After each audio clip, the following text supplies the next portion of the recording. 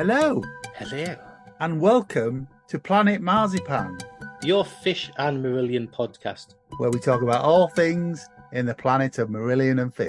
I'm Mezza, and here's my mate. Craig Houston.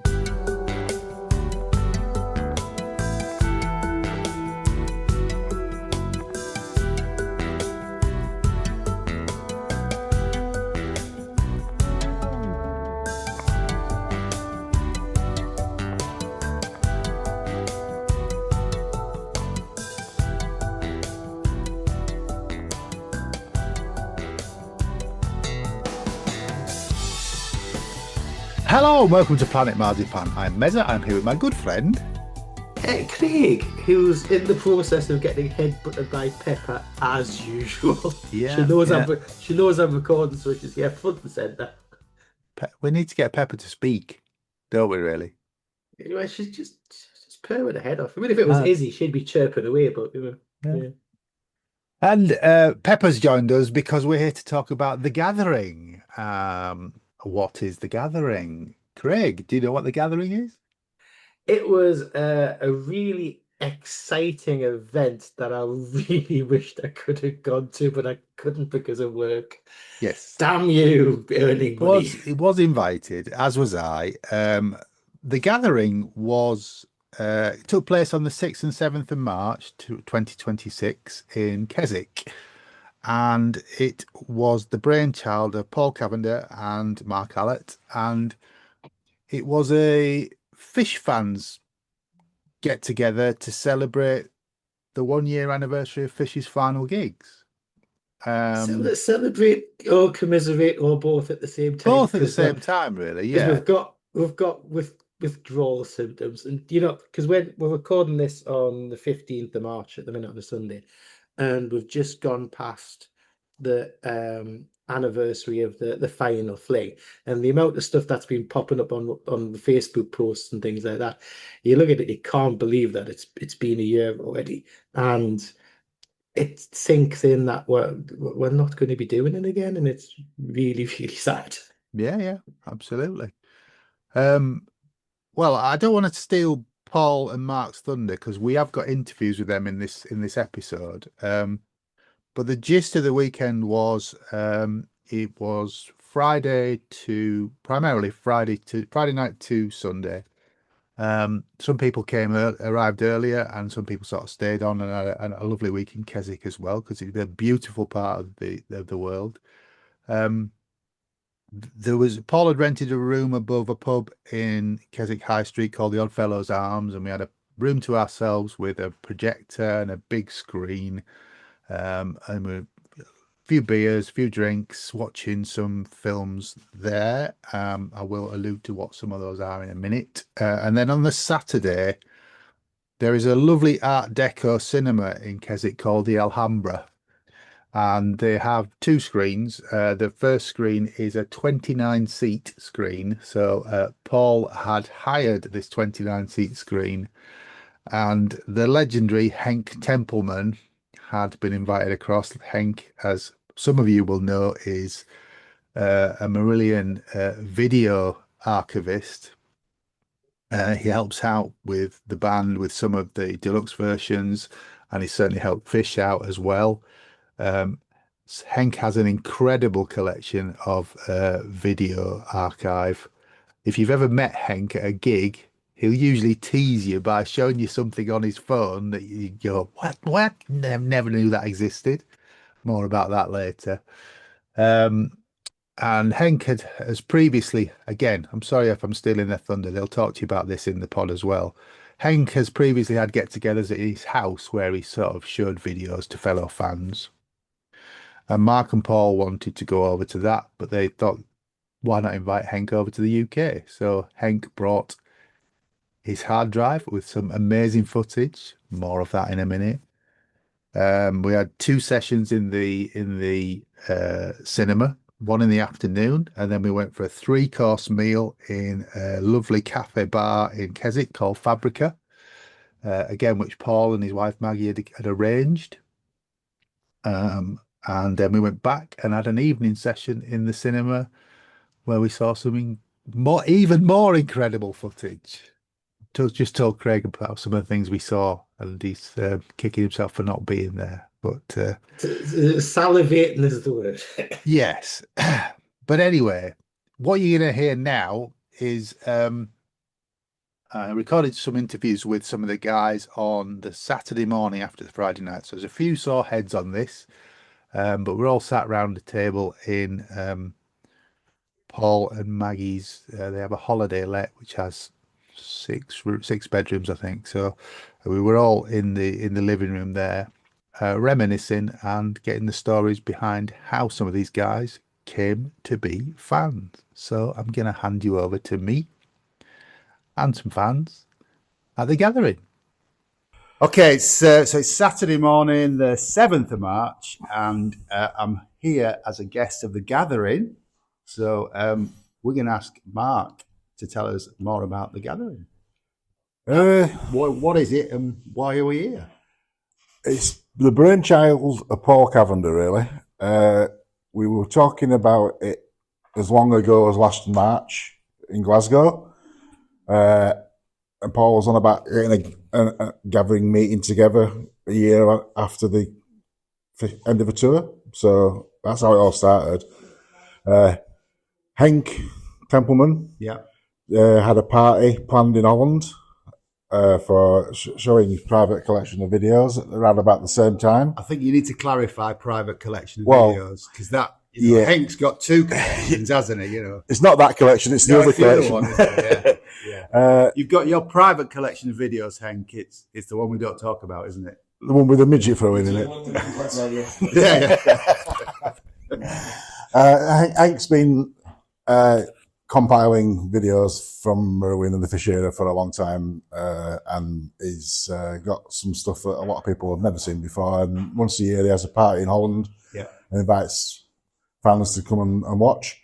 Paul suggested jokingly that we landed over en masse and the party, and from that it sort of developed to, well, why don't we do one in the UK? And Henk was agreeable to the idea, so we sort of rolled together towards the gathering event, and that's where we are 12 months later. So. Right. And we're in beautiful Keswick in the Lake District. Yeah, Paul's got a stunning house in Keswick, and he knows a lot of people in the same position or the same housing across the road, and he wrote them in and booked half of Keswick up for the gathering. Yeah.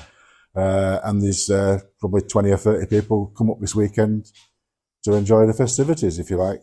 And people from all over the world have come in, haven't they? Yeah, we got a few, but a few people flew in from Germany, a few people from Holland, people from all over the UK, all primarily people that have met and enjoyed the last tour from both Europe and the UK, and the farewell road to the house tour, and all good friends just come back to meet up again 12 months later. Yeah. So we had it's Saturday morning we're talking now. There's a few sore heads around the table. Quite a few. We had a great night last night in a room above one of the pubs. Yeah, we had a Friday night party in a pub, if you like. Booked a room, had a projector, had some videos in the background, all had a bit of food and like a social gathering. This afternoon we've got the cinema in Keswick's been booked for 2 sit-ins, between 2 and 5 and 7 and 11, where some of the proper videos will be shown. Okay. Last night was just a bit of a taster. But we did a sound check in the cinema yesterday at lunchtime. Everything seems to work hunky-dory. The cinema itself is absolutely beautiful. It is. It's an Art Deco cinema. Art Deco cinema. It's one of the oldest cinemas in the UK. But inside it's been renovated and it's absolutely superb. I think once you get in there, you'll be blown away, to be fair. Really looking forward to that. But, and the visuals and the audio sounded perfect, so it's going to be a really entertaining afternoon and evening, I would think. Everybody will be forward to it. So what's your story with Marillion then? How did you first get into the band? I started following Marillion as a 17-year-old. My first gig was Birmingham NEC, 19th of December 85. I saw Marillion 7 times with Fish. And after the split, I did try for a while. I went to see the Seasons End tour at Bradford. Yeah. my OCD couldn't really cope with somebody else singing lyrics in a different accent and then not getting the words right. And I thought, I'm going to leave it a while and I'll go back later when they've got a couple of albums under the belt. That turned into 30 years, but that's another story. I can listen to both now, and I never stopped listening to both, really. I just didn't follow both, but I took the Fish route. I'm up at probably 130, 140 Fish gigs, so I've done quite a lot. Yeah. Did 5 of the European tour last year, and we did all, with my friend Barry Capper and a few of us, Sven Spieth, we did all 15 gigs in the UK. Brilliant. And followed the tour, joined the circus. But there's one bit of that story that you've left out that you told me the other day, because your 30-year hiatus is over, isn't it? Yes, I went to see the Marillions in Sheffield on the An Hour Before It's Dark tour, and to be honest, it blew me away, and I thought, where have I been for the last 30 years?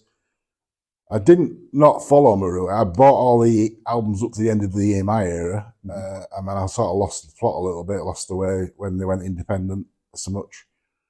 I bought all the reissues as and when they've come out, but as I say, the 3 or 4 year gap turned into 30 years, and I wondered why, because it was immense. Brilliant. Well, so welcome back to the family. No, that's great. Thanks for sharing your story with us. I mean, we would have asked Paul, but he's out being the host with the most, isn't he? He's showing some of the gang around the sites in the area, and then we've got a pretty packed day today with all this summer stuff. So we're just taking our advantage of you. Yeah, thanks. It's all right. We've got other people around the table. Do you want to pass the mic over? Yeah, and we'll have a chat with somebody else. Yeah, I'll pass you on to Roger. Okay. Roger's one of the hardcore German fans. He did 40 dates on the last tour. Only 40? Only 40. Yes, only 40, yeah. Roger, you look broken by that. Are you? Yeah, but there's also Alex. Yeah, so we actually 2 Germans. Yeah, that total were doing 40 shows on the farewell tour. And, for me, it started actually as a individual tour to myself, so to say. I wanted to say farewell also to a Fish, kind of from my side, and wanted to make it something special. Maybe that's something that we share in our age now, to rethink what is important to you, and it was important for me to do that extended tour. And simply went for it. Jan, you must have some stories from those 40 days. Any that you can tell us about that we won't get sued for. Right, there are maybe some that I may share, others maybe not. So and actually what started kind of as an individual journey was then from Utrecht onwards. So I was doing 25 shows on the European leg. Started to become a bigger group of friends, the company. So I met Barry, Mark in Utrecht, and then on the tour met multiple times again. Alex I met regularly. Obviously. So unavoidable.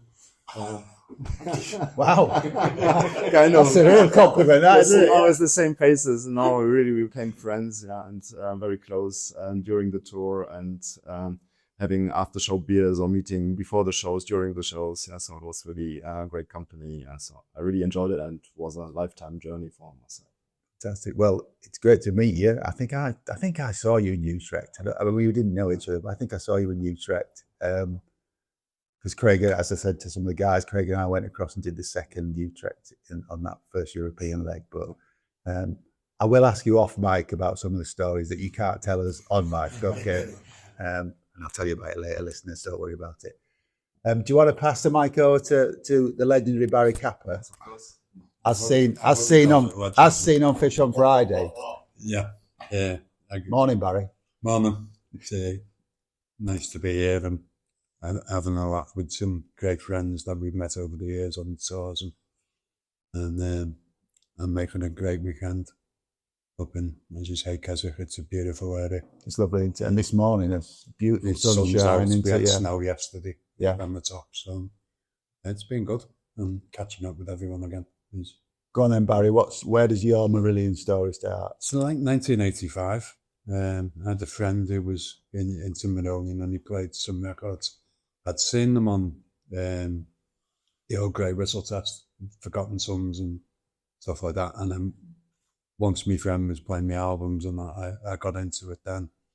And then it was like, when every time they played the Royal Court, we went to the Royal Court, and Manchester was only up the road, so we went to gigs there, and it just went from there. And then I'd just gone through a divorce, and then I met me now wife, and we've been going on for 3 weeks, and that's up at Essen in Germany in 1987 to go. I would ask what she made of that, but she's here this weekend, so it can't have got that bad, can it? As you can tell, she's done a bunk. She's gone shopping. So she spends most of her life shopping. Yeah.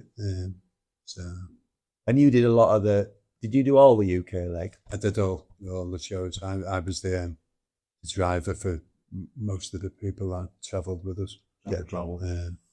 It become a joke that it was Kappa Travel Services, because me and Mrs. booked the hotels, and I was doing the drive, and then I booked tickets for people. Because when the Fish tickets went on sale, a lot of European fans couldn't get onto the website to get tickets. Yeah. So what we did then is we were buying tickets and then selling them at double the price. Yeah. No, we sold them at face value. I wanted to go. So we sent them to Holland, Germany, Poland, Norway. Yeah. Some guy told me we were scamming him in Norway because we were in a nightclub, and he went, I'd love to go to Glasgow, and we went, we've got spare tickets, and his mate, who was from England, thought we were scamming them until the tickets got sent across to him. Yeah. And then he was buying us some awful green drinks. I don't know what was in it. Grendels. Grendels are green, aren't they? The Grendel cocktail's green. Grendel was probably better than these two. Okay. Yeah. We couldn't give him one. Yeah. So yeah, and then as I say, Paul mentioned doing a gathering. It was in the Philharmonic pub in Liverpool. Yeah. And it was just an idea at first, and I was like, no, I'd be up for it. And I'm sure a few of the lads will be. And it's just grown from there. And it's great to see everyone again, because we had such a laugh on the tour. And we did 8 European shows as well. So brilliant. Yeah. Well, it's great to meet you properly. Yeah, it's great to meet you as well. I've seen your podcast before. So we're not sat next to the big man on the settee, so we can't compete with that. Well, I really didn't want to be sat up there. We turned up at his house at like 5 to 6, and I wanted to go into the kitchen because the girls were watching via the kitchen, and he told me to stay there because he knew more people out there on the other side of the camera than me, and I was really nervous, but people say it went well. It did. It didn't come across as nervous. I don't think it did. You couldn't see the fear. I could. Certainly, we couldn't see It's the only time I've ever drunk a glass of water, and it took me an hour and a half to drink it. Yeah, it was good. But yeah, Henk's at the table, so we'll talk to Henk in a few minutes. Yeah. But do you want to give us give the listeners a bit of an insight into some of the things we saw on the videos last night? Oh wow, there was a video from Bosnia with the drummers. Yeah, the soldiers and what have you. Yeah. I've never seen that. No. So this is Fish playing to the British forces in Bosnia, and they had drummers and the guys with the pipes, and they did the company, and it was just mind-blowing. Incredible, isn't it? Never ever. I didn't know it existed. And there was other bits where the band were messing about backstage and doing songs before they were on stage. So yeah, it was great seeing all that kind of footage. Yeah. And I think Mark, didn't you requested? You haven't got a mic, so he's off mic at the minute. But you requested there's a playback of the entire side one of Misplaced Childhood, isn't there? There a German TV lip sync for the entire side one album of Misplaced Childhood, where, to be honest, if you didn't know it was a lip sync, you would never have guessed, because Fish really put his heart into it. Yeah. And they were sweating buckets at the end of it. Yeah. But yeah, I was just unbelievable. It was to great. watch. Rothers was doing some real rock star Yeah. poses that I've never seen him do. you Yeah, know. all the band put their life and soul into it. It really got off on doing it. You can tell they were, and the audience as well was seemed to be up for it as well. So that was really pleasurable to watch. But going back to the Bosnia clip, there's a couple of girls at the gathering I'll have here in a minute who her brother was in the forces, and she sent a picture. I've just been watching. He goes, "Oh yeah, in an alligator in Bosnia, I was there." He never mentioned it. Never mentioned it to her before. Yeah. He says, "Yeah, I was part of that gig," and she was blown away by that. So it's weird how all stories get interconnected. Yeah, and especially with the tour. I mean, I've been bumping into people that I have known since I was 17, 18 years old. I mean, you have seen for 20 or 30 years, and it's like I didn't know until 2 years ago that me and Paul were stood next to each other on the front door of Lorelei. We never knew until about 3 years ago. Yeah, years ago. It's great, isn't it? It's amazing. And it's weird. Actually, it's just somebody, it's like circles closing in and closing for the final time. And it's just brilliant. And that half of it today, for this weekend, is all about meeting the people again, and the activities are just a bonus. Yeah. It's just meeting all so many great friends again. It's brilliant. Well, I mean, everybody's really friendly, you know. I didn't know a lot of the people around this table, but you've all been absolutely lovely, and you know, you're great fans and easy to get along with. So, thank you for making me feel welcome. You're welcome. Do you want to pass the mic to the next reprobate? Yeah. Sponsored by Jameson. Oh, you know, why not? Got to be sponsored by somebody. Do you want to introduce yourself? Roger Bowden from Devon. Yep. Roger, what's your story? Why are you here? Why am I here? Yes. I bumped into Barry at Frome. Yeah, that's where I first met Barry, but it was a gig in Frome, because Frome was the closest gig to where I live in Devon. And bumped into Barry and sort of kept in touch, and then met up again at Leamington Spa. And it just sort of progressed from there, really, John. I met Mark and a couple of other lads, sort of kept in touch. And then I went over to Berlin for the European tour, and then I did Link's 7 shows on the final leg. Yeah. You know, some people might ask why, but it was like you say, it's getting together with a group of people that are like-minded, and it's so easy. Yeah. It really is. And then the stories come out, and it's really interesting, and the more stories you hear, it sort of drags you in. I kind of liken it to being a football fan, but your team never loses. You go to the game or you go to the gig and your team never loses. Yeah, it's a win-win. It really is. You know, all the lads here, it's so easy to get on with. Yeah. It really is. And we had a good crack last night, didn't we? Oh, So, yeah. Well, I said last night, early hours this morning. Well, yeah. It was a good night last night. 3:30 this morning. Yes. It was. I mean, back up. Yeah, that's for the Taylor Swift podcast. So. Thankfully, Henk is off mic at the minute and he's just said something rude. But we'll get round to him in a minute. We'll get round to him. Did you have any favourites from the clips we saw yesterday? I like the Bosnia clip. Yeah, that was special. That was special. That really was. Yeah. Yeah, again, I'm going to try and twist things on later on and see whether we can find something there. Yes. Yeah. I'm sure he's got it there. Yeah.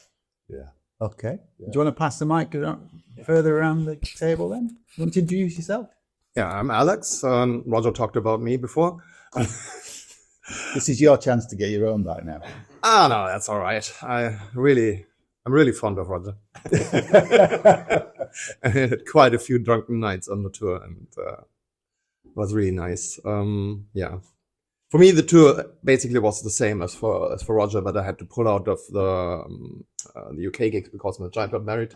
All right, yeah. Actually, last year. So and then I said, okay, we make it 40 each, and then we're fine. But I also have Trondheim, the cancer gig, where we were in a nightclub drinking strange drinks and doing karaoke. Okay. To Marillion songs. Yeah. Again, this is probably one for off the podcast. Yeah, isn't it? yeah, probably. Yeah. Yeah. And how does your Marillion story start then? Okay, actually, my Marillion story started May '83. I accidentally saw the first gig in Germany. All right. It was a festival in Mannheim, and they were like playing at 12 o'clock in noon. And I didn't really watch it. I've got some image of a white man, big man in my head, but I was 15, and I was really by accident. And then beginning of '84, I really got into Marillion and saw a few gigs and What a Low Lie. When they split, I was in the UK during the first Fish tour. Yeah. And I was happy to be at Blackburn for my first Fish concert. And then he announced the first European tour. And I did 25 gigs in 1990. Wow. Seen the whole European tour and then a few other gigs after that. I need to ask some of you what jobs you have, because I'm going to take 25 days off and go and see 25 gigs. I don't know what my boss would make of that. But... I was studying at the time, so all right, it wasn't that bad. Yeah. But it was really, quite a thing to do. And this time was even worse because it was longer times, and tickets are more expensive now. Absolutely. Try being a Rush fan. Yeah. That's basically my story. I'm glad to be here. I'm happy to be in the company of so many great people. The company of the company. The company of the company. Yes. Yeah, absolutely. The company you choose. Yes. Well, it's nice to meet you properly. Yeah. And I think we've seen each other again at European gigs. And I recognise your face. It's either that or Crime Watch. I'm not sure where you're from. But, Oh, that's right. That's right. Well, yeah. Well, we're going to pass the mic further around. Sure. Are you sure? Yeah. Okay. All right. You're warning, listeners. This is Henk Tempelman. Okay. Henk. Hi. Morning. How are you? I'm doing fine, thank you. How was your evening last night? Oh, it was great. We had a splendid time. We did, didn't we? Yes. Okay, so you're the man behind all these strange videos that people didn't know exist, and that are, quite frankly, amazing. Some of the things you've shown us on the videos. So you've brought across a hard drive with lots of stuff on that you're going to show us today. Yes, we're going to see some interesting stuff today. But I don't want to. No, I don't want you to go into detail. The Marillion's lawyers are watching, so we don't want to go into detail about that. But where does your story start with Marillion then? Actually, I was on a holiday with a friend of mine, being a student, 17, and I borrowed his Walkman, and there was one tape in it that had reel-to-reel, Brief Encounter, and a couple of B-sides. I put that on, and I never took it off again, and basically I gave the Walkman back when we were home, and then I went to the local record shop, and I said, whatever you got, give it to me, I buy it. So I was a collector even before I knew what's collecting all about. I didn't know, but that's where the story starts. Yeah, and and it got a little bit, and I'm still here. So absolutely still here. Yeah. And so you assist Marillion with some of the archive things, don't you? Excuse me? You help Marillion with some of the archive things? Yes. That got about, I got an invitation from Mark McCormack. He's doing a lot of archiving work as well. And if I want to join that particular group, and we're doing a lot of video archiving. And by accident, that video thing was, I can talk about that a little bit, but that got a little bit out of hand, and so Marillion and Fish, if they need something, then they ask me, and if I got it, then I'll send it to them. Yeah. And some of it stuff is getting used. Brilliant. Special editions, yeah. So you're kind of the video version of James Levy. Do you know James? Yeah. You're the James is the audio. But every now and then I have contact with him about new projects. I'll bet you do, yeah. Again, like James, probably can't talk to us about them on the podcast, but yeah, it's great. He must be really pleased to be involved with that. He must. Yeah. I'm very pleased to be involved with that. And I'm actually humbled that and that it got this way. Yeah. I never expected it to be this way, and I'm always ready or want to help out, and probably that's why it went on and on and on, because whenever I filmed, it was always I never sold anything, I never put anything on YouTube or whatever. Yeah. And and that's why you keep a good relationship with band on that. Yeah. And that's why that's also started me doing these screenings, actually, because everyone like, yeah, can you give me a copy of this? Can you give me a copy of that? And I can't. No. But you can show it. I can. That's why I started showing it. Yeah.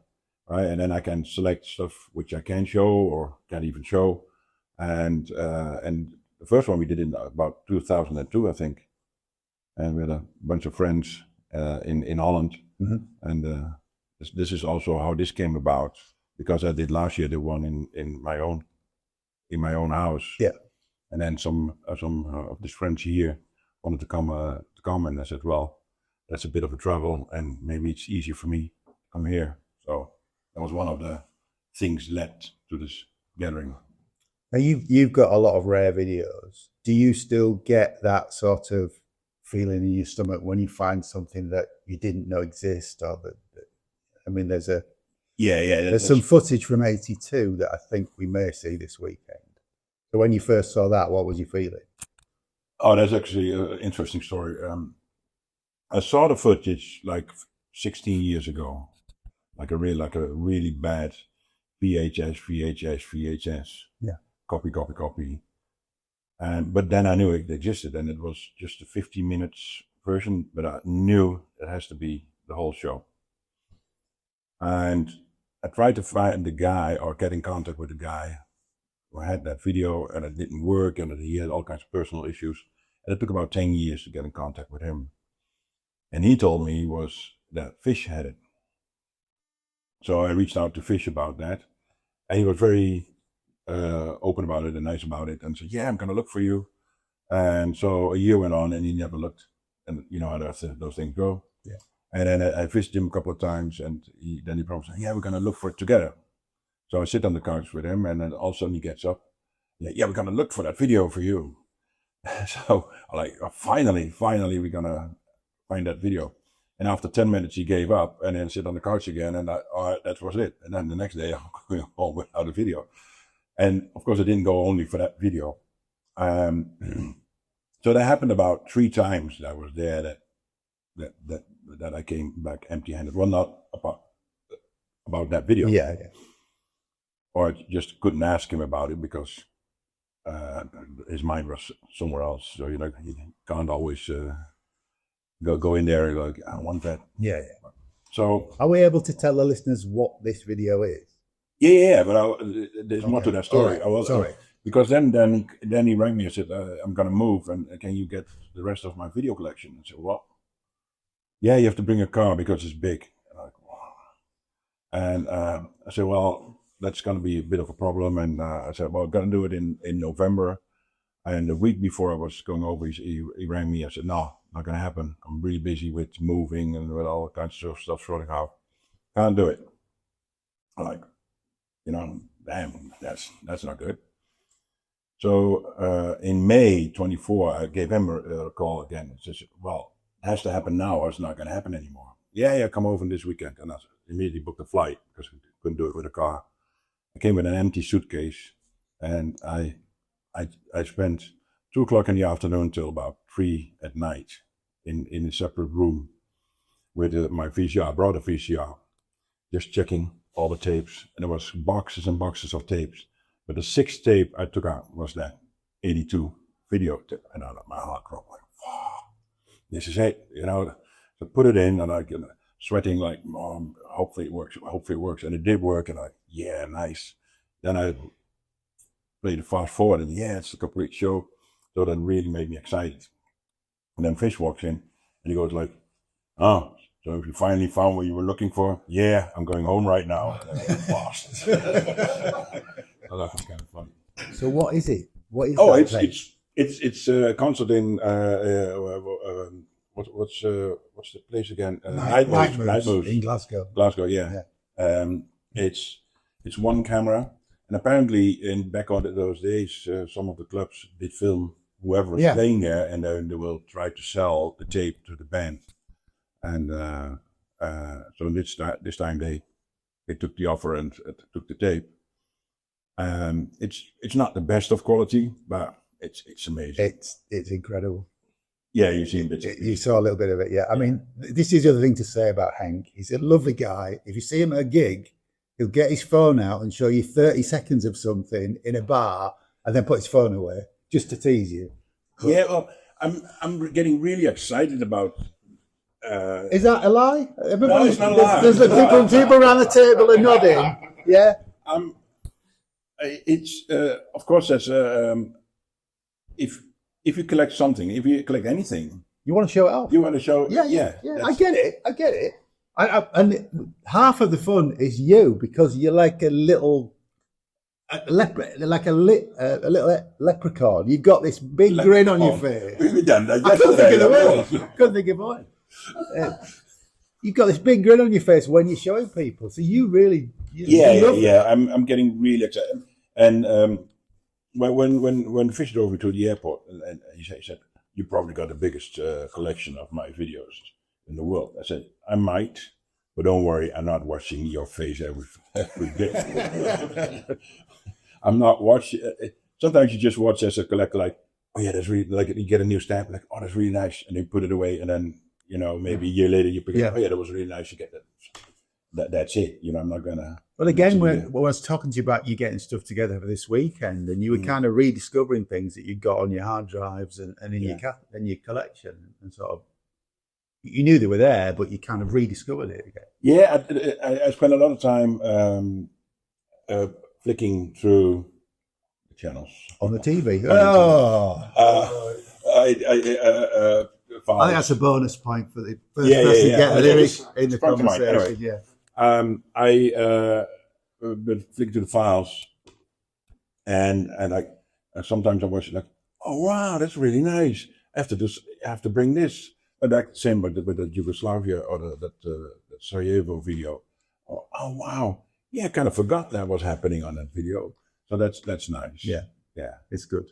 But there's a lot of stuff I cannot even show. There's a lot of private things or backstage stuff I don't show anybody. It's just there. But again, the band and Fish trust you with this stuff because you haven't tried to make money out of it or anything like that. No, and I hasten to add that people aren't paying for this weekend. We've also paid for our accommodation, but the rest of it is just a group of friends.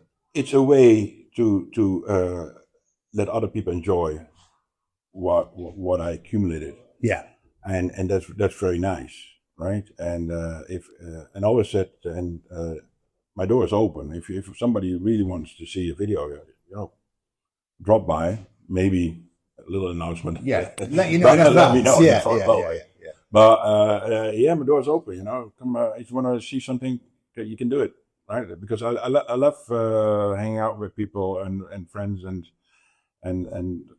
fans and watch a video. It's more fun doing that than doing it on your own. Absolutely, yeah. And then discussing your love of Taylor Swift as well. There you go. Yeah.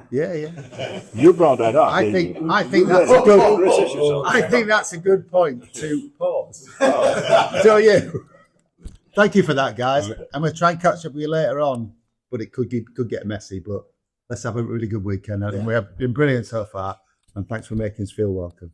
Sounds good. Thank you very much.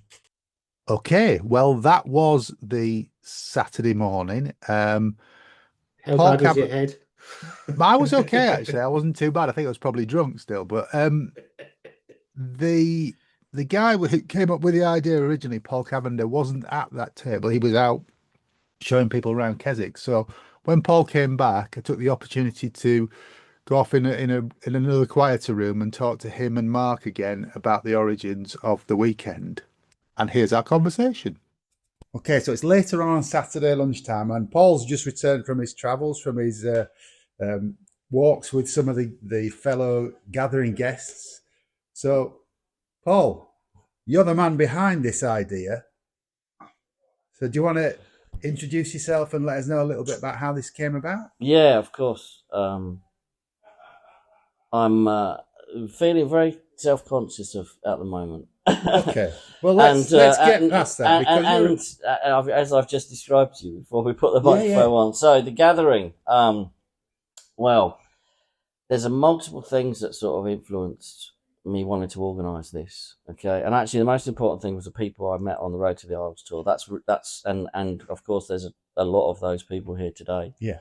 And Mark here helped me sort of plan everything together. So, 1 year anniversary of us seeing fish for the last time. I mean, the guys who we've got at the gathering, I suspect if you combine the number of tickets that were bought by them is in the two to 300. Of the 20 plus of us. A lot of us went to lots of shows. What started it really was a friend of mine. So I live in Keswick, as we are here in Keswick in the Lake District, which is my absolute favourite place. And a friend of mine hired the local cinema just for a private birthday party. And I thought, oh, that sounds fantastic. I'd like to do that at some point. And that combined with actually Henk Tempelman, who's here, which is an absolute privilege to have him here. It's like absolutely amazing. He organised a party last year in the Netherlands. I think he'd done one before, and some of us were actually interested. Barry Capper, who's here, long time Fish Marillion fan, was keen to try and go over and see it. And in fact, Mark, I think you were thinking about that as well. And I just posted to Henk, what about doing this in the UK? And that then these three things sort of joined together, and here we are. And I think August is when I started the Facebook group. And we invited people in dribs and drabs. It was really the people I knew to start with, which is not that many, to be honest with you. And then it expanded out to include others. And here we are. We had our first bit of the gathering last night, which was good fun. Finished at 3 o'clock in the morning. Yeah. Lots of stories told, and hopefully we'll carry that on today. Yes. Very important lady just walked in. Say hello, Margarita. Hello, Margarita. You right? Oh, sorry. No, it's fine. Margarita's just come in. No, don't leave. Don't leave. It's all right. So Margarita's here, and she's one of our hosts, obviously. So Maggie, my wife, has put up with me talking about this for months on end, and of course helped in all the organisation. So there's lots of planning gone into this, isn't there? Yes, Paul did most of it. You've done well. Yeah, I mean, you have. Yeah. I mean, there was a sort of series of flurries of activity of organising it and inviting people and trying to organise venues, and then of course you had to have a T-shirt for the event, and Mark and I did. Well, Mark did a lot of the work on it, but that was really good fun getting Mark Wilkinson's permission to use the jester. The image is great. All being well, we'll have it as a tile for this episode. Yeah, so hopefully so. And we'll see it. But... Yeah, and we're not going to sell anymore. No. But yeah. And do you think that you would like to do this again? I think Mark and I, almost immediately after we started talking about it, we started talking about the gathering too, or another gathering, I think was a bit. And I think we'd really, I mean, we'd been to see Still Marillion quite a few times recently. We talked to them about potentially coming along. Unfortunately, that didn't happen, but they were really keen to do whether it's a gig for which is just not a normal one, perhaps, and perhaps we could get them to come and do it and do another one, and actually hopefully to expand it, because this was sort of just a thought for a group of friends. But yeah, we've got it's snowballed a little bit, to be fair. I think that when people hear this, they would have loved to have come to it.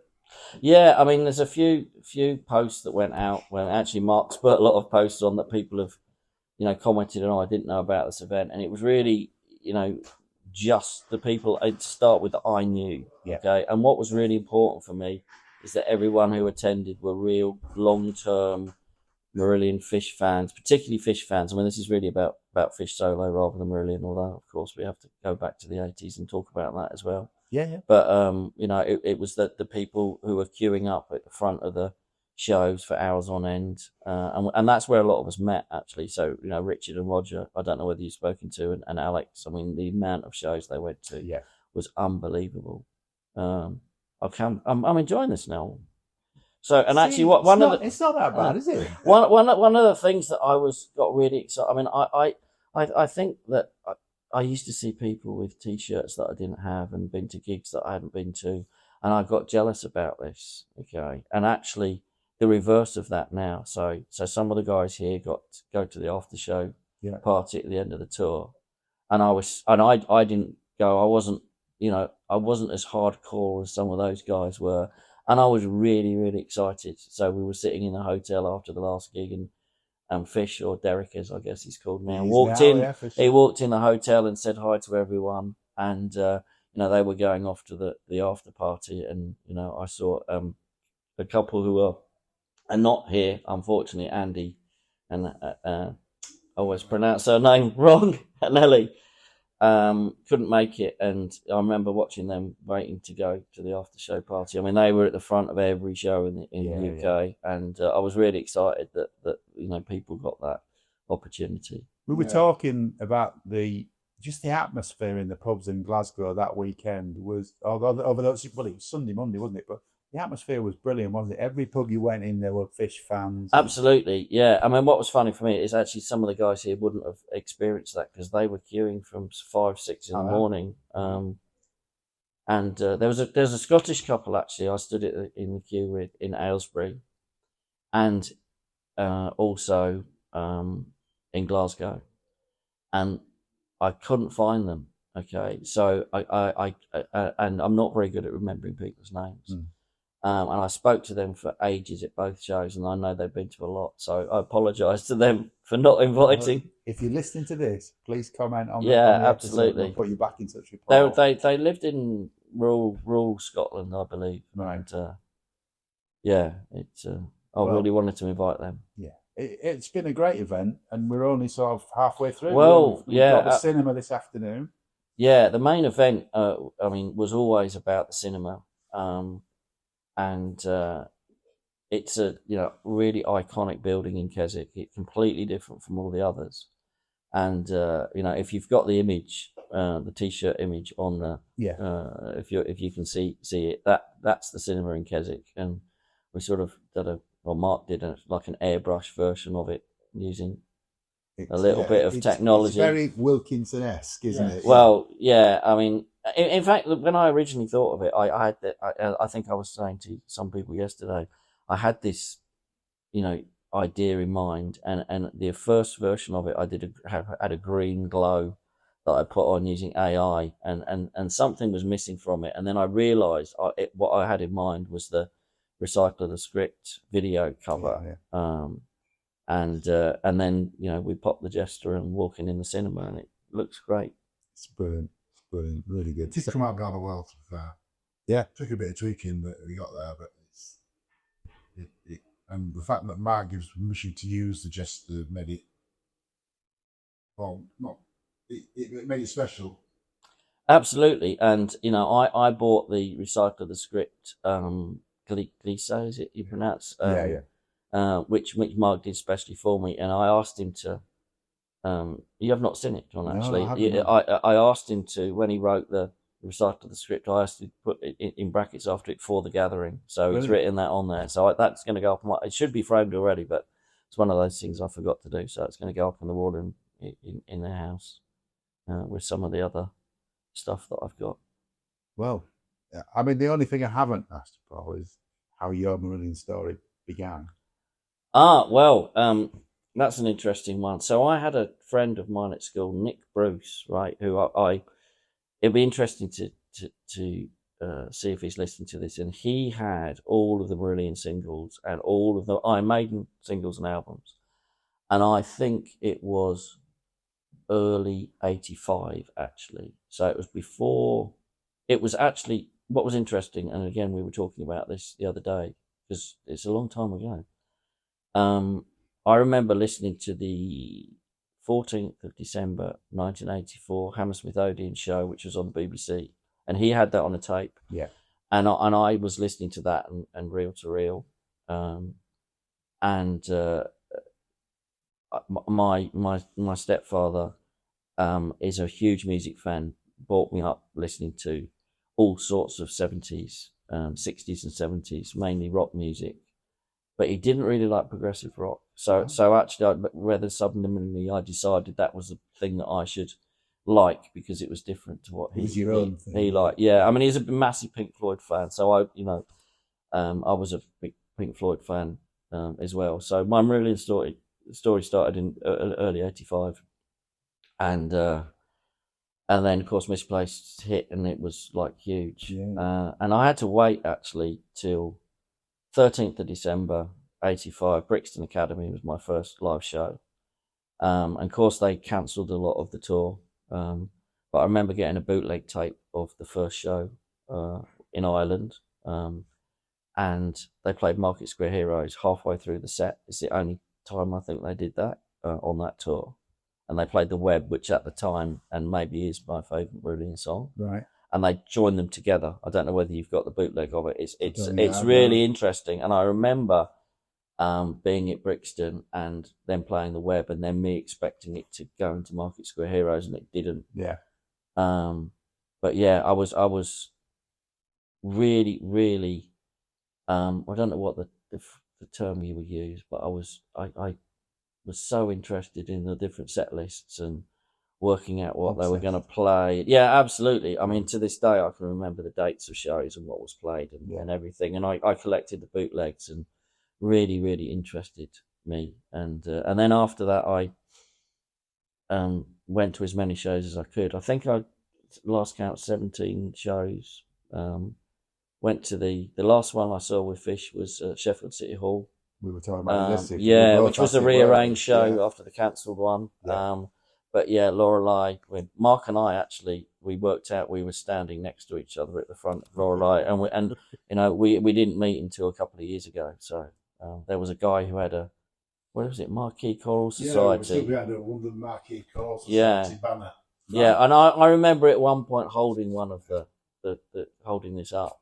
And what I know, actually, the band on that day, they knew that they saw this British thing going on, and they would come. Pete Travis, particularly, I remember him like sort of coming over and sort of smiling at us in the front. The thing on the day was that where the crane was on or the camera on the rails was at the end where we were. So there's only one particular scene on the video early on where there's a stage right shot from the stage with showing the front of the stage where Steve's playing, and you can just catch the banner in the background.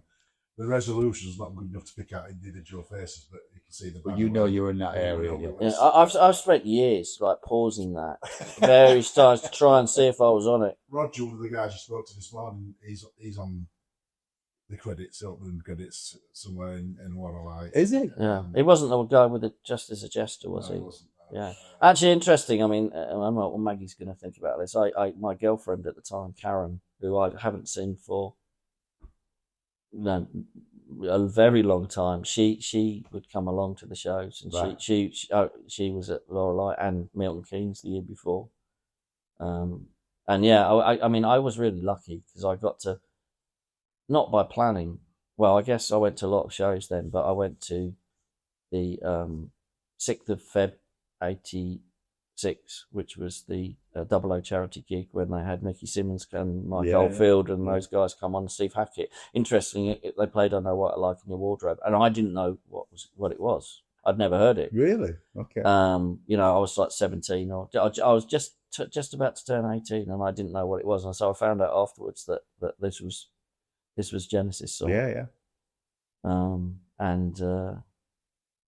And the other charity gig at Wembley Arena, 5th of November, 87.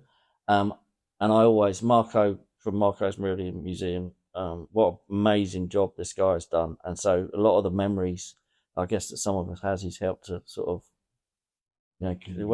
trigger some of those things. And, Yeah. I had the T-shirt from that gig, which I don't believe he has, which is a navy blue T-shirt with a microscope on it. Okay, but I always joke that they didn't play Garden Party and Market Square Heroes on that particular gig, and I felt like shortchanged. I think you got a pretty unique gig. Yeah, it was brilliant. And but actually, forget all those Marillion gigs. Okay, the gig that is the most memorable for me was Fish's first show at Haddington, and I showed you my set list. Yes, and I've posted it online. It's like my possession that I have related to it that means the most to me. And the first show in Haddington, 11th of October, 89. Loads of first times. He played lots of songs. Faith Healer. I didn't know what I thought Faith Healer was a Fish song. Right, yeah. I really didn't know what it was. Again, found out afterwards that it was a cover version. What an amazing way to start the. Yeah, it's a great opener, isn't it? Faith And he Healer. played that first night. He played Cliche, which he didn't play for the rest of the tour, which was really, really good. And what else was I going to say? So Steph, who was going to be invited to come along. I hope, Steph, if you're listening, I hope that's good with you. Yeah, Steph Jeffrey. Yeah. I met her at that show, and she got us to afterwards to go backstage. And it's the only time I've actually chatted to Fish. Right. And he signed the set list and put the date on it. So that was really, really memorable. And it's a great artifact. I saw it. Paul showed me it yesterday. It's brilliant. Yeah, and actually, were we having the conversation? I found a newsletter which it's not dated, but it was pre-State of Mind, but it had a list. In fact, if you I'll photograph it. If you're going to post it, it's really interesting. It's a newsletter. It's a one sheet of A4, really badly printed, and it has the tour dates on for that 89 tour. And in the newsletter, it says, and there's going to be 2 extra shows at the beginning, but they're not going to go in the national press. And I don't know whether, Mark, you've got a fake T-shirt from the tour on. And there's a 1990 T-shirt here from the tour. But has that got the dates on? Yeah. Haddington. Oh, it has got the Haddington date on the back. Yeah, 11th. Yeah, because according to the newsletter, those shows, which I think it was, people refer to it as the State of Mind tour, but it wasn't the State of Mind tour. I don't ever remember it being called the State of Mind tour, because we had a Vigil logos. That letter talks about the first single, and it isn't State of Mind. Amazing, actually. I don't remember. I must have read it, because I would have read it like 4 or 5 times, because that's what we did in those days. Because it says that the single is to be decided. But he was hoping it was going to be Vigil. Wasn't he? Vigil suggested, and then it goes on to say, but how are we going to squeeze 9 minutes of music into 4? Obviously they realised that wasn't going to work. Interesting concept how that Vigil would have worked as a single. Can't get my head around that. Well, I mean, we've reviewed State of Mind on Charting the Single, and I'm not a big fan of it at all, really, if I'm honest. That's not really a single to me. It wasn't a great first single. So I don't know what your first memory of it was, right? But there was, I don't know how we found out, but it was going to be on the Friday Rock Show. And I remember specifically when I lived in Sheffield, sitting with my tape player, with my finger on it, listening to Tommy Vance play all this music I wasn't interested in, waiting for the Fish first single. And I did manage to record it, but I missed the first, 15 seconds. Yeah. But I did get, interestingly, there was something that I recognised that this must be it, and I did get the first vocal on it, and that was just before it was released. And do we know what does anyone? I don't remember the exact date, but I think it was. Whether it was before that first Haddington gig or after it, I'm not sure. But I think it was after. I think it was later in October. So I think that those first shows on that tour, it was before anything had been released, but it had been on the radio. Right. Okay. But I remember singing along to it, even though it hadn't been released, because I'd recorded it on on the radio. Yeah. Brilliant. Look, this weekend's great, and you couldn't have picked a better place. I mean, we're currently sat here. It's a beautifully sunny day in Keswick, and Keswick looks amazing as usual.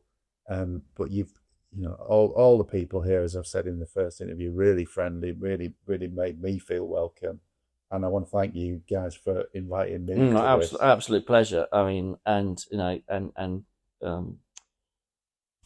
your podcasts. I mean, I'm honest, I haven't listened to all of them. But I was when I was in the Middle East. I told you this yesterday. I remember listening to the first one when I was jogging or trying to jog around a running track, 35 degrees in the evening in Bahrain, where I used to live, and what's going on in the Middle East at the moment. The apartment block that you would have potentially seen the video of, that was less than half a mile away from where I lived. You could look off my balcony and see that building. So, but yeah, what was the first subject of the first podcast? Misplaced. Okay, yeah. I remember thinking, I'm not sure how this podcast, how this is going to continue, but we're not sure, but we're still here. But absolutely fabulous, and of course, there's probably lots more stories to tell. Yeah, there's lots going on. We've still not done every album, which is good.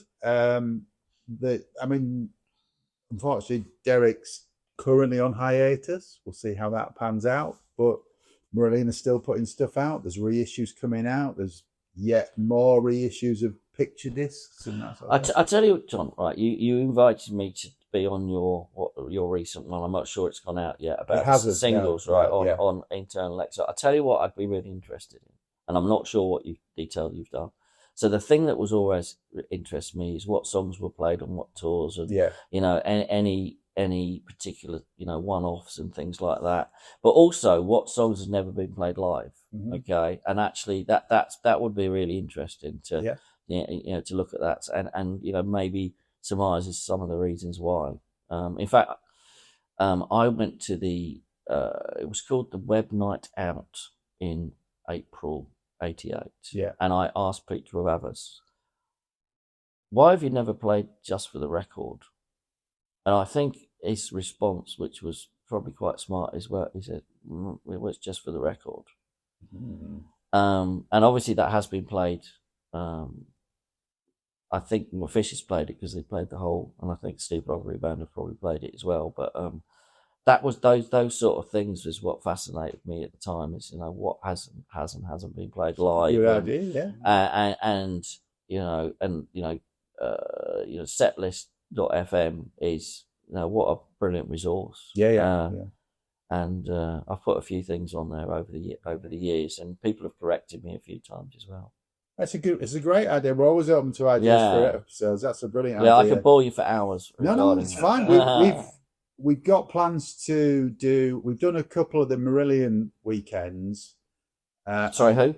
Yeah. And we've got plans to do at least one or maybe two of the Haddington weekends. So talk through what happened. That would be interesting. Stories to tell you from those weekends.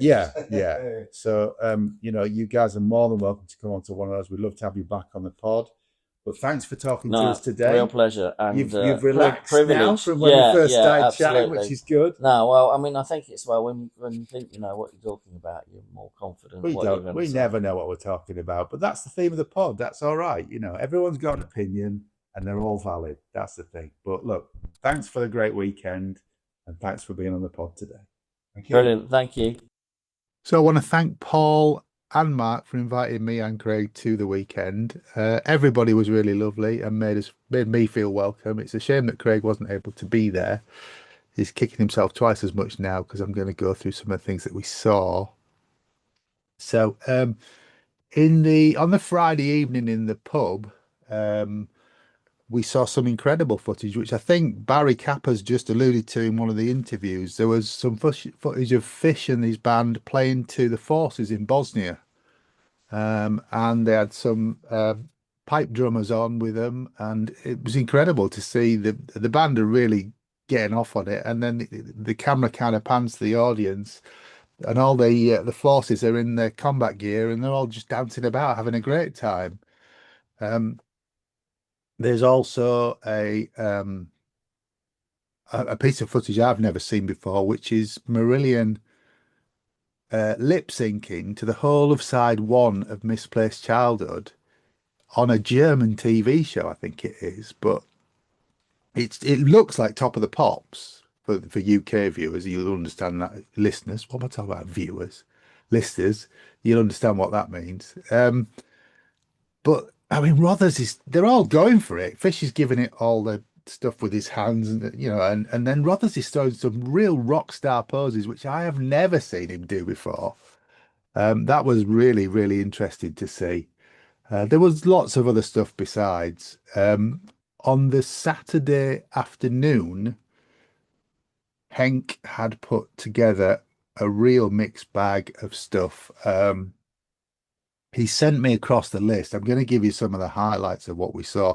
He hasn't sent me the footage before anybody asks. I have not got the footage. Henk doesn't share any of this stuff. He's not allowed to, but he is the archivist. He's allowed to sort of display it.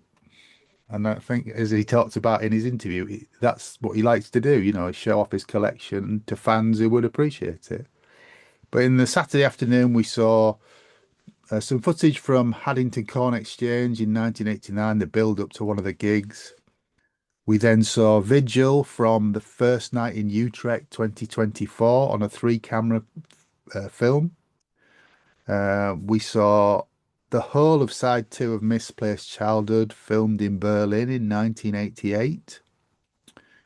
Then it cut back to rehearsals for the Fish Lockerbie concert in 1989, doing Eternal Exile. And then some more Fish solo band stuff. Assassin in Cologne in 1990, sorry. Freaks at Utrecht in 1991. Shadow Play for the company Germany in 2001. The 13th Star launch party in 2007 at Haddington, doing the Boston Tea Party. That was really interesting. 2024 Amsterdam multicam footage of Fish doing Pipeline. 2009 Leamington Assembly doing Script, and then back to Utrecht 2024. Fish and his band doing Just Good Friends, Arc of a Curve, Dark Star, Waverley Steps, and Raw Meat, and that's a 3-cam shoot. And that was the Saturday afternoon session. So we were all in these really comfy seats in this cinema, the screen to ourselves in this lovely Art Deco cinema. Couple of beers, and once that had finished, we went off to Fabrica for a 3-course meal, which was absolutely lovely. And then we came back, and the final session in the cinema was just two gigs. The first song of the final session was Grendel from Glasgow Night Moves in 1982. So Night Moves in Glasgow, I don't know if it's still around. It was a nightclub, and it's a single cam recording. But it's incredible to see the band squeezed onto this little stage, and Fish is doing all the bit, pulling somebody out of the crowd and everything. And from there, we then saw the whole of the final night of the Road to the Isles tour in Glasgow on a 3-cam recording. So it was a few interesting pieces, just to say the least. Yes, yeah, it was amazing. And I'll do my usual bitch that such a shame that there's been no plans to release the Road to the Isles stuff, which I think is just a goddamn shame. Goddamn shame. Yeah, yeah. So that's kind of what we saw. And everybody, as I've said, was lovely, really friendly. The people flew in from all over, German, some fans from Germany, as you've heard on the pod. Some folks who didn't want to be on the podcast because they didn't want me to stick a mic in front of them. I've really got to thank Paul and Maggie Cavender for their hospitality, because they were brilliant. They put breakfast on, and the beer and the wine was flowing. It was really, really good. some folks who didn't want to be on mic, I want to just say hi to. I'm sorry if I miss anybody out. Deneen, Sherry, Stefan, Pauline, Marie, Audrey, and lots of other folks besides. Yeah, it was a brilliant weekend. And as you've heard, Paul really does want to do that again. I think next year would be a lot bigger. I'm sure that a few people listening to this would want to be there. Including yours truly, obviously. Yeah, including his dynasty. Yeah.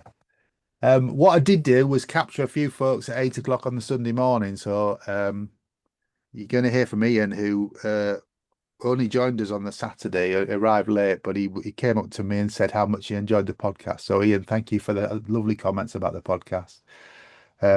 So here's a bit of audio of Mark and Roger and Ian and myself on Sunday morning at 8 o'clock. Okay, well, it is the morning after the nights before now. It's Sunday morning at just on 8 o'clock, and amazingly, some people are up and about. Sat with Mark and Roger at the minute, and Ian's going to join us. Just, how was your weekend been, chaps? Superb. Yeah. Don't think it could have gone any better, if I'm completely honest. Yesterday, just perfect. Yeah. The first cinema screening, the food out in the middle was ideal. Everybody had a laugh in a cafe restaurant. We ended up leaving big tips for the people involved there. Yeah. Went back to the cinema, and Henk's first screen was awesome, but the second screen just blew everybody away. Well, we'll talk about that in a minute, because that's the end of the podcast, isn't it? What we watched, but the food in Fabrica in Kendal was amazing. Absolutely, wasn't it? superb. Yeah, she's done a really good job with that, and it went down really well. Yeah, and the portion sizes were huge. Yes, yes. On the odd occasion Leslie listens to this. If you're listening to this, love, my diet's gone out the window this weekend. So, there you go. But all for a good cause. Yeah, Roger, how's your weekend been? I've mirrored Mark's comments, to be fair. I mean, obviously, you see pictures of things and you think, oh yeah, that looks stunning. And when you actually got there, the cinema, I mean, a bit Art Deco-y, and it's nice. It's nice to. I mean, where I live, we used to have something like that, and due to funding, etc., and building got sort of let go, and these places need someone to go and keep going, and I mean, it was absolutely superb. Yeah, whatever's been done, there's been done so well. With love, though, hasn't it? Yes, there was some. Yeah, there's some old. They blended everything in the right way. It's good to see. And the thing I find out nice about it is that the cinema staff were really up for it as well. Yes, even wore the t-shirts, put posters in all the frames, and one of the guys that was behind the concession stand actually came into the first session because he's a fan. He was talking to us about the music. Yeah, brilliant. It just brilliant. I mean, I say it couldn't have got any better. It couldn't have gone better. I mean, the only thing that topped it in an ideal word, Derek and Simone walking into the cinema. Yeah, that's the only thing at the top that weekend. Full stop. They were brilliant. Yes. Yeah. Right footage, right people, right place, right time, right weather. The combination. Yeah. I mean, we're already talking about TG2, so I think that's going to be a rumour in some shape or form. Yeah. Still, Marillion have committed to helping us next year because they unfortunately couldn't help us this year. So it's got the makings of being a superb event next year as well. But like I was saying to Paul last night, the problem we're going to have with TG2 is probably upwards of 70% of the people will come here this weekend. They obviously want to come at TG2 as well. So, well, I think that people listening to this might be interested as well. So that then opens it up to a whole different audience, doesn't it? It's been a fantastic weekend. Great to be around fellow fans who've been very welcoming. I didn't know a lot of you guys when I arrived. Yep. We've had a great laugh and watched and listened to some great music, haven't we? Yeah. Henk's Val is is a scary thing when you just see a snippet of it and you're like, oh. That's been one of the highlights of the weekend is when you're talking to Henk about gigs and videos and things, and then he gets that cheeky little grin on his face, and it's, he's got what you're talking about, but might not see the light of day ever, Yeah, that's I think that's an unfortunate thing, to be fair.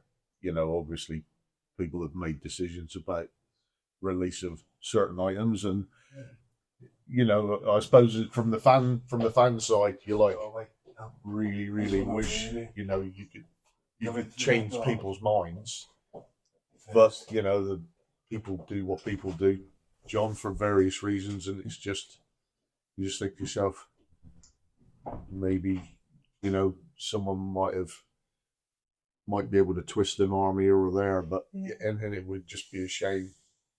So obviously some footage is personal, and I can see both sides. I mean, yes, if it's from a creative, you want to have some control over what goes out in the world in your name, don't you? Right. Yes. And then also some of these things have been recorded by TV stations, and then you get into rights issues, and it's a bit of a nightmare at times. But some of the things that we've seen this weekend, we'll wait for Ian to come back and have a chat with Ian. But Mark, you were about to say some of the things we watched this weekend. Do you want to talk about let's talk about what we saw in the last session last night. The last session last night, the way it was put together, lots of people out there may not know its existence, but the oldest ever Marillion video footage from Glasgow Night Moves from November 1982. And we started with Grendel from that show, and then followed it immediately with the whole of Glasgow 2, Glasgow 2, the second night of Glasgow. And it was just like we were sat in the front row. It was. Yeah. Including audience interaction as well. Participation was on track. Very emotional just to watch it back again, to be fair.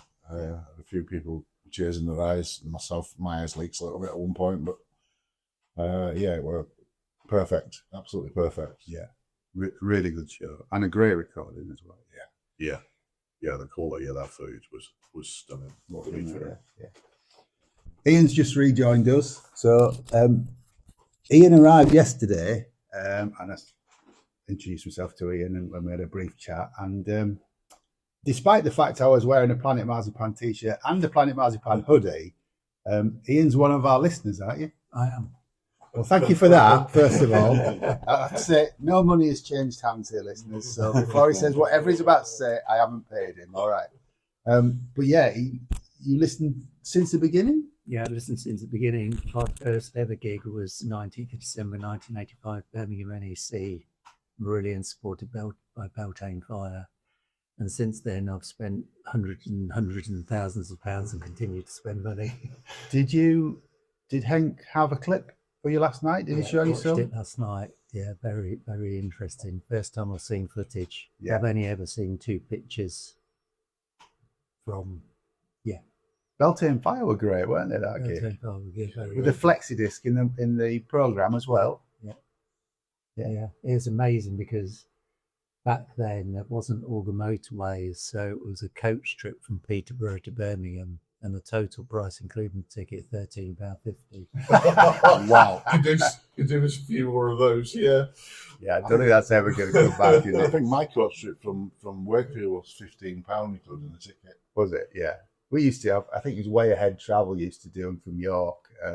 We went to the NEC gig, and then we went the first time the band played the NEC with H around the Easter single when they played Hull City Hall. So it's on the back of the blue T-shirt with the cross. Yeah, I saw them at Aston Villa, and I had the Hooks and You CD in my pocket, and Little Angels were supporting, and H came into the crowd, and I got it signed. Did you? Yeah.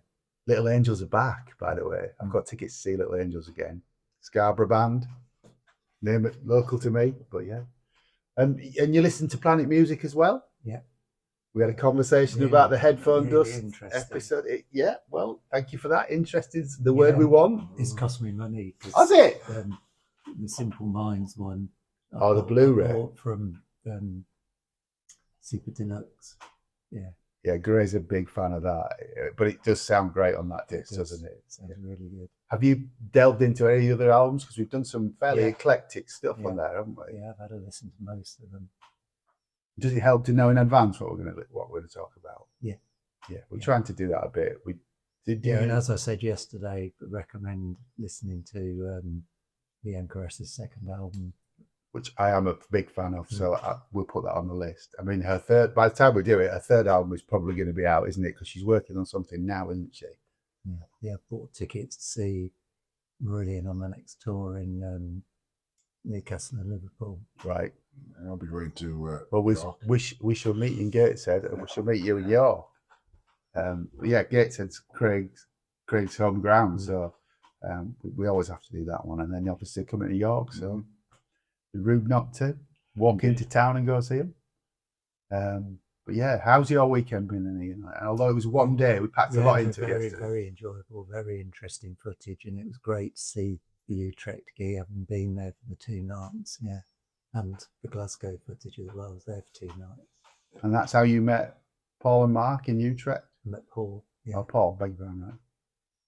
And that's why you're here? Yeah. And you travelled, what, 4 hours to get here? 4 hours, yeah. We've got to be careful because we haven't come anything like as far as some of the other people who are here, have we? But, it's still, still a commitment though, isn't it? It is. Yeah. Yeah.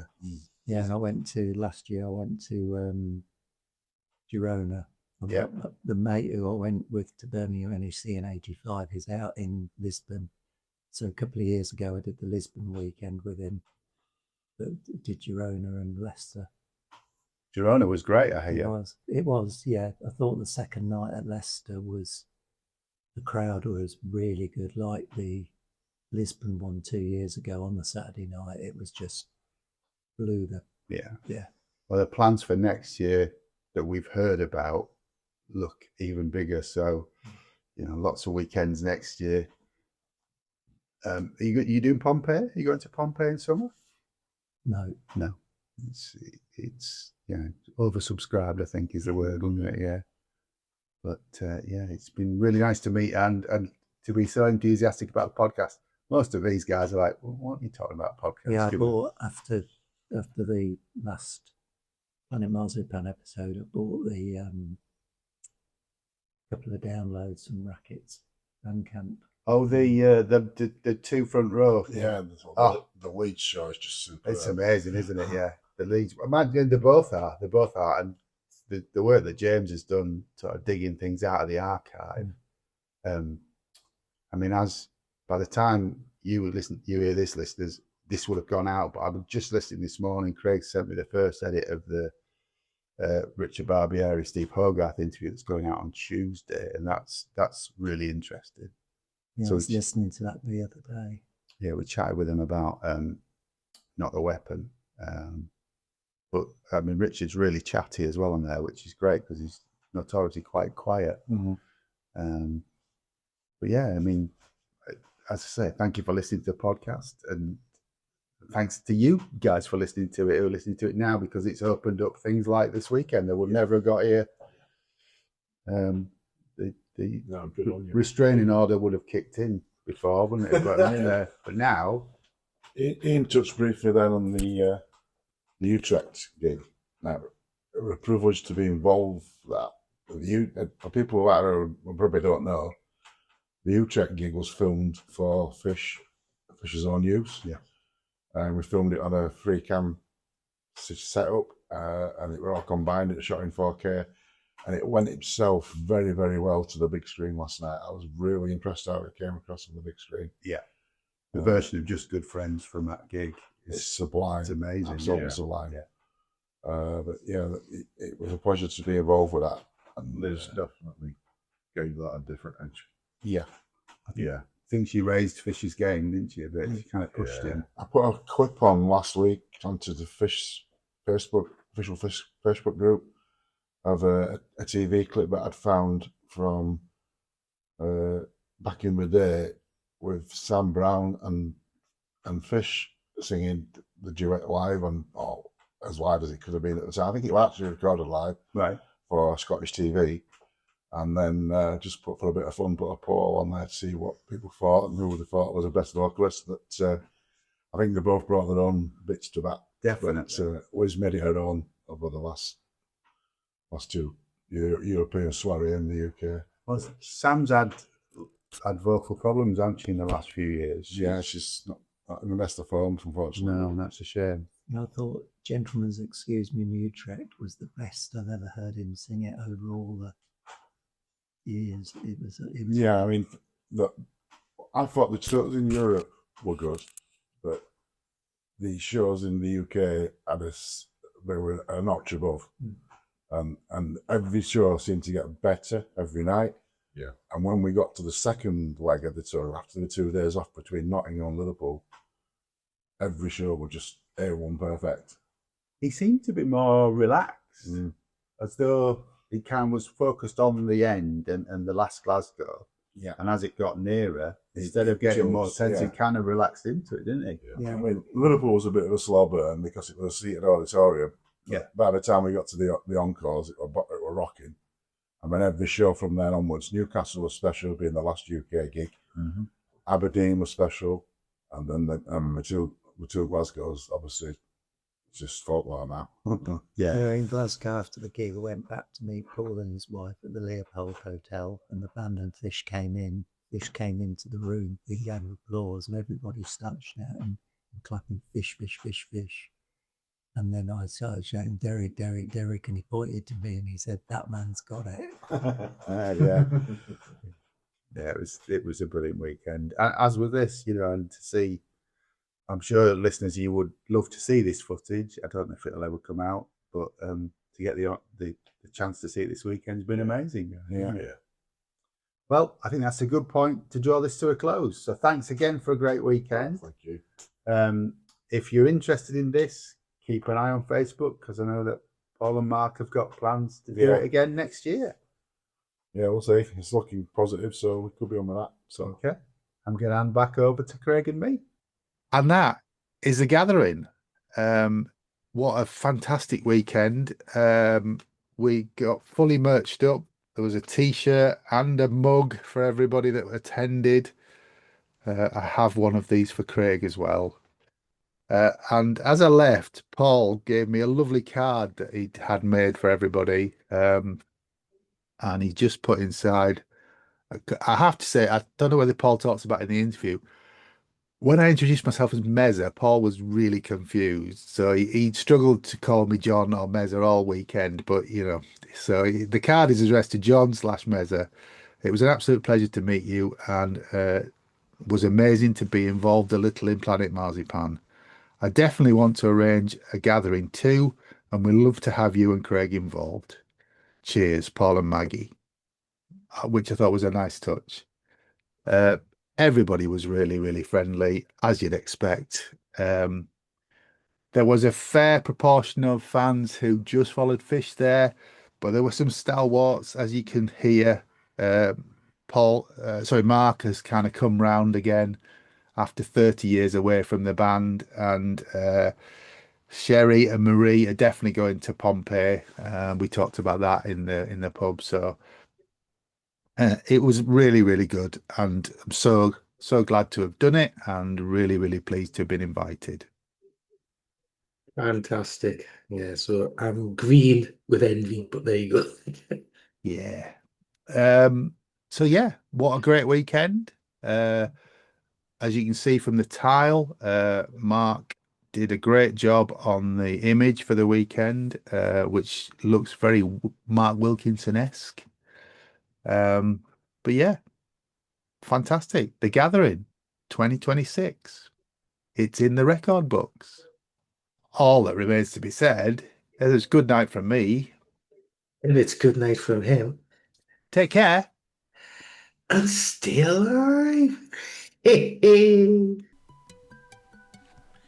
Thanks for listening to Planet Marzipan Podcast. Please like and subscribe from whichever platform you get your podcasts from. You can contact us at planetmarzipanpodcast@gmail.com, and check out marillion.com, fishmusic.scot for all the good stuff.